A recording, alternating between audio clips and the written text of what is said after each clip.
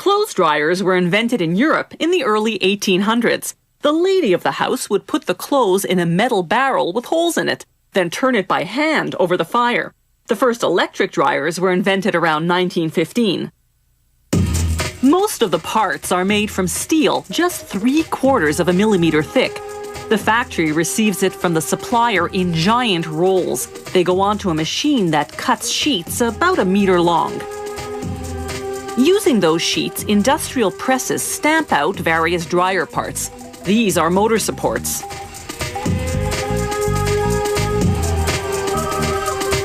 And this is the back panel of the drum, the rotating compartment that holds the clothes. Note those small holes. We'll come back to them shortly.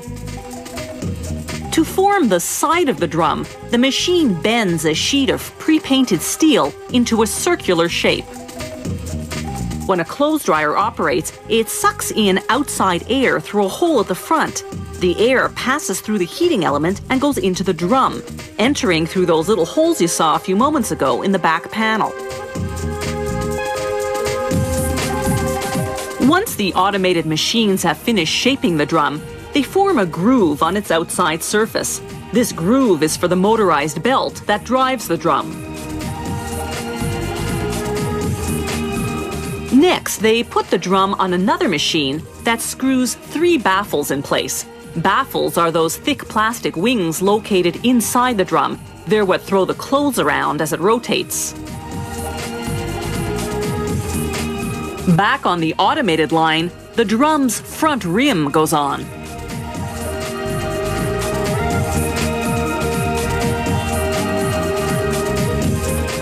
They manually assemble the drum's back panel.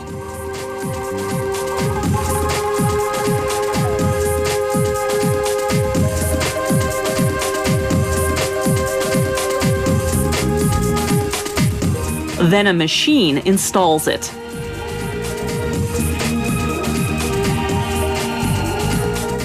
Next comes the exhaust duct. Hot, moist air exits the drum through a bunch of holes and a large slot in the dryer door. The air gets channeled downward through the lint screen, then goes through a duct at the front of the dryer to the fan. The fan blows the air out this exhaust duct at the back of the dryer. The dryer's heating element works much like the element in a toaster, except it consumes a lot more power, up to 6,000 watts. The factory receives the steel and ceramic heating coils ready-made. Workers simply position them on a sheet of galvanized steel.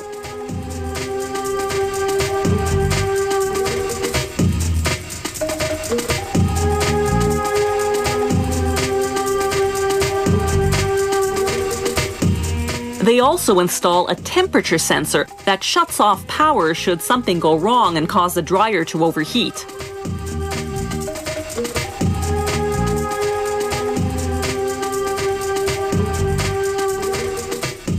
In the finishing department, they coat the dryer with powdered paint that's heat and shock resistant.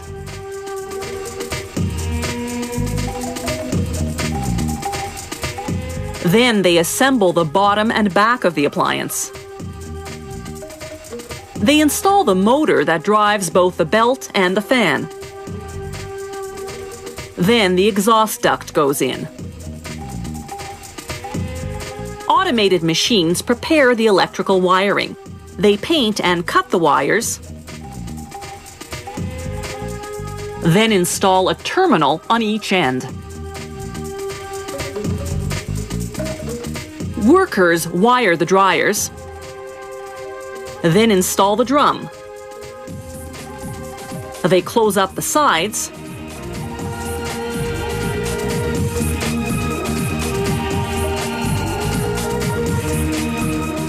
screw on the door, then wire up the control panel. It's connected to a series of gears and switches that control the dryer cycles. The model and serial number sticker marks the last stop on the assembly line.